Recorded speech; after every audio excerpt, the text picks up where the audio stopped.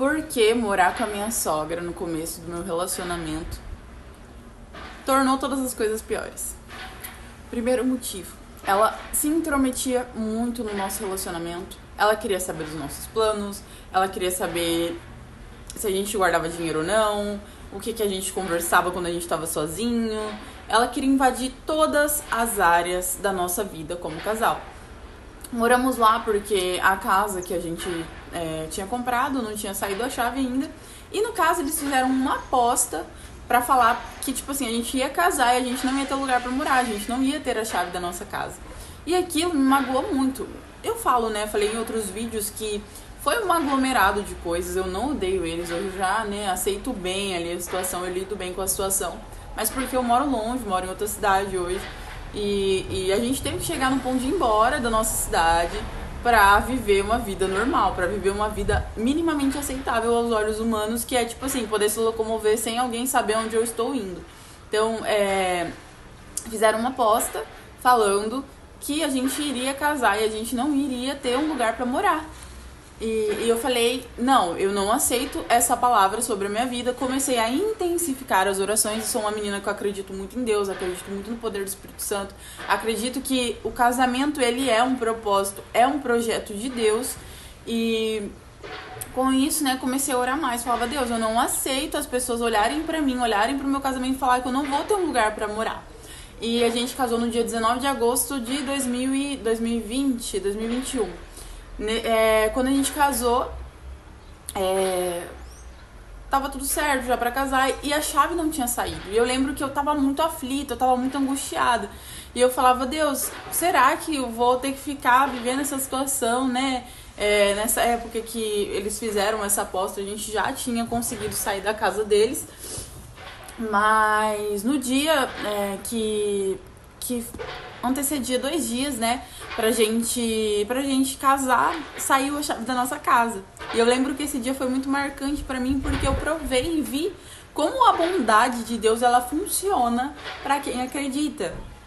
E eu falo que a minha vida, o meu casamento, ele tem sido marcado por milagres, tem sido marcado por coisas boas. Deus tem sido realmente bom conosco, né? E eles perderam a aposta ali.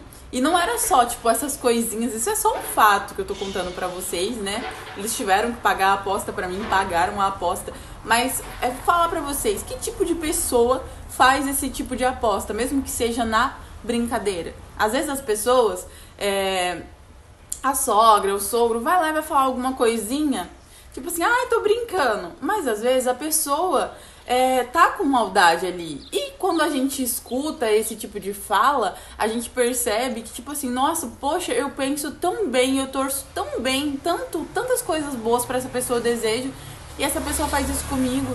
E tipo assim, na época eu não tinha muito com quem conversar. Já comentei em outro vídeo que eu tinha uma colega minha, né, que era uma cliente minha, que a gente conversava muito sobre relacionamento, e ela falava pra mim que eu precisava ser sábia, que eu precisava entender o lado dela como mãe, que eu precisava olhar para a situação com outros olhos. Eu falo que foi essa pessoa que me ajudou a não me separar naquela época, porque o começo do meu relacionamento, ele foi marcado, né, por várias intromissões, por várias palavras negativas, por várias coisas que, gente, de verdade, eu não desejo pra ninguém que ninguém passe o que a gente passou no começo, porque realmente foi muito difícil lidar com uma sogra problemática, com uma sogra que se intrometia, né? E até ela entender que ela realmente se intrometia, foram vários anos de construção de diálogo, briga, coisas ruins que realmente aconteceram para que a gente pudesse entender. E até hoje eu acredito que ela não aceite as coisas que eu faço. Por exemplo, a gente veio embora, não falou nada para ninguém. Eu falo, gente, é muito ruim isso, essa situação da gente ter que sair da cidade que a gente morava pra ir embora e não contar nada pra ninguém, porque o fato de você contar pode ser com que as pessoas fiquem tristes, né? Ou que as coisas comecem a dar errado simplesmente pelo fato que você começou a contar pros outros. Então, eu falo, ter morado lá foi um prejudicial muito grande, porque ela queria se intrometer, queria me invalidar a todo tempo. Como eu sou uma pessoa muito vaidosa, sempre associava, né, esse fato de eu ser muito vaidosa com eu ser uma dona de casa ruim. E hoje eu falo, eu sou uma dona de casa maravilhosa, as minhas coisas, elas são organizadas, eu tenho ordem, eu tenho paz no meu lar. uma coisa não condiciona a outra. Eu posso sim ser uma mulher bonita, arrumada, em ordem, e a minha casa também está em ordem.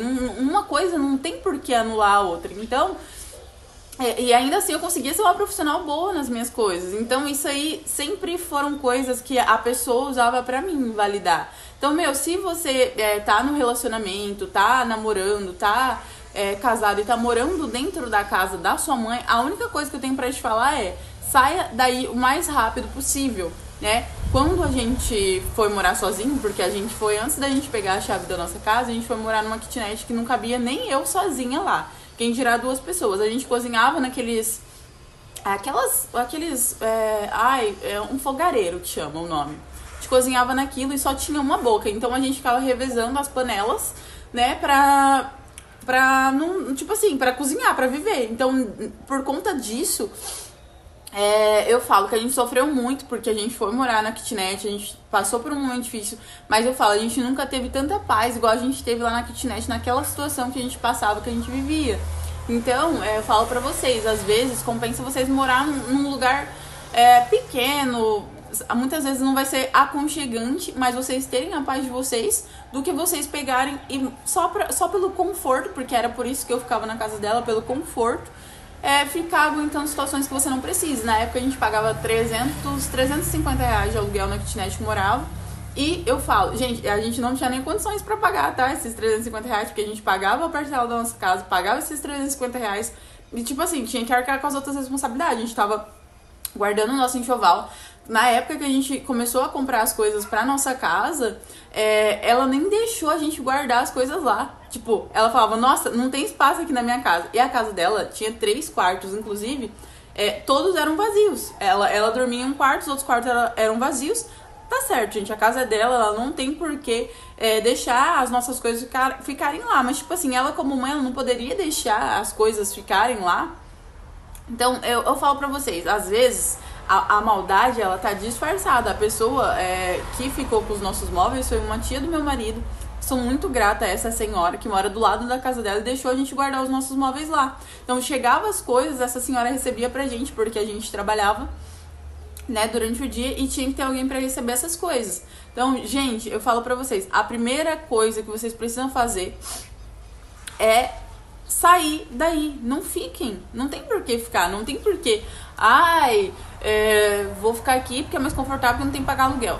Nem que seja um aluguel de 600 reais, 700 reais, que hoje eu falo que naquela época a gente foi privilegiado, pagava um aluguelzinho de 350 reais, pro nosso momento era muito, era pesado. Mas, tipo assim, hoje em dia, se achar um aluguel de 600 reais, tá no lucro ainda. Então, nem que seja pra pagar 600, 700 reais de aluguel, paguem, porque a paz, ela vale mais do que qualquer coisa.